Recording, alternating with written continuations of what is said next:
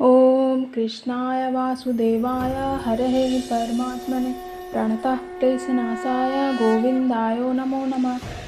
गीता का सार। तानि सर्वाणि संयमयुक्ता आसीत् मत्परः वशे हि यशस्येन्द्रियाणि तस्य प्रज्ञा प्रतिष्ठिता। जो इंद्रियों को पूर्णतः वश में रखते हुए इंद्रिय संयमन करता है और अपनी चेतना को मुझ में स्थिर कर देता है और मनुष्य स्थिर बुद्धि कहलाता है। तात्पर्य। इस श्लोक में बताया गया है कि योग स्थिति की चरम अनुभूति कृष्ण भावना भावित अमृत ही है। जब तक कोई कृष्ण भावना भावित नहीं होता तब तक इंद्रियों में को वश करने में संभव नहीं है। जैसा कि पहले कहा जा चुका है, दुर्वासा मुनि का झगड़ा महाराज अम्बरीश से हुआ क्योंकि वह गर्भवंश महाराज अम्बरीश पर खून हो गया, जिससे अपने इंद्रियों को रोक नहीं पाए। दूसरी ओर यद्यपि राजा के मुनि समान योगी न था, किंतु वह कृष्ण का भक्त था और उसी मुनि के सारे अन्याय सह लिए, जिससे वह विजय हुआ। राजा अपने इंद्रियों को वश में कर सका क्योंकि उसमें निम्नलिखित गुण थे, जिसका उल्लेख श्रीमद् भागवत में है।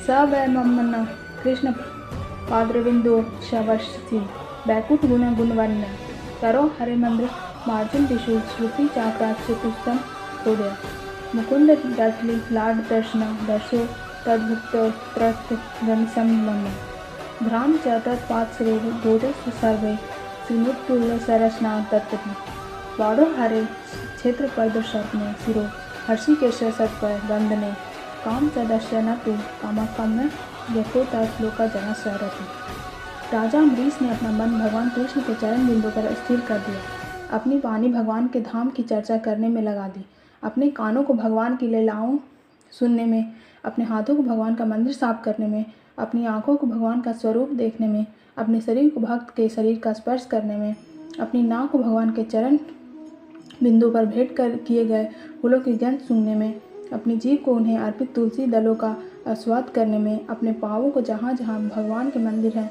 उन स्थानों की यात्रा करने में, अपने शरीर को भगवान को नमस्कार करने में तथा अपनी इच्छाओं को भगवान की इच्छाओं को पूरा करने में लगा दिया।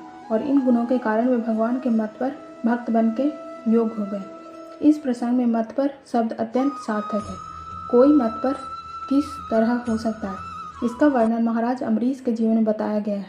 मत पर परंपरा के महान विद्वान तथा आचार्य श्रील बल्लदेव विद्याभूषण का कहना है, मदंती प्रभावेन सर्वदेश जो पूजवे स्वातदृष्टि सुलभते भाव। इंद्रियों को केवल कृष्ण की भक्ति के बल से वश में किया जा सकता है। कभी कभी अग्नि का भी उदाहरण दिया जाता है, जिस प्रकार जलती हुई अग्नि कमरे के भीतर की सारी वस्तुएं जला देती हैं, उसी प्रकार योगी के हृदय में स्थित भगवान विष्णु के सारे मलों को जला देते हैं। योग सूत्र भी विष्णु का ध्यान अवश्य बताता है, शून्य का नहीं। तथा कथित योगी जो विष्णु पद को छोड़कर अन्य किसी वस्तु का ध्यान धरते हैं, वे केवल डिगमार्चिकियों की खोज में वृथा ही अपना समय गंवाते हैं। हमें कृष्ण भावना भावित होना चाहिए, भगवान के प्रति अनुरक्त होना चाहिए। असली योग का यही उद्देश्य है। आज के लिए बस इतना ही। राधे राधे।